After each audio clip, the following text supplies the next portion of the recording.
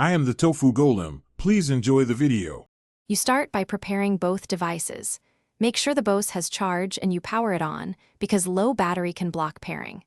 Once done, put the headphones into Bluetooth pairing mode by pressing and holding the Bluetooth or power button until the LED blinks or you hear a voice prompt.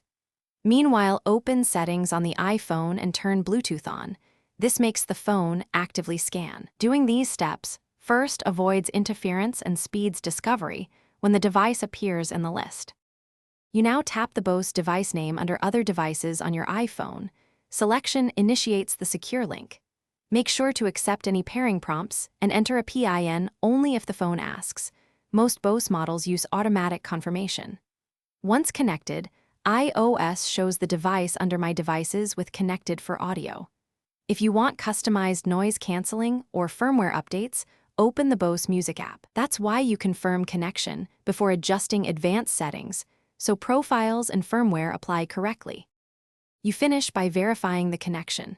Play a song and make a quick call to confirm audio routing to the headphones. Make sure noise canceling is set how you prefer, and enable auto reconnect in the Bose app or rely on iOS to remember the device. If the headphones won't show or connect, perform a reset. Hold the power button about 10 seconds until LEDs blink, then retry pairing. That reset clears temporary faults and usually resolves discovery or connection failures. Thanks for watching. Consider subscribing if we helped you today.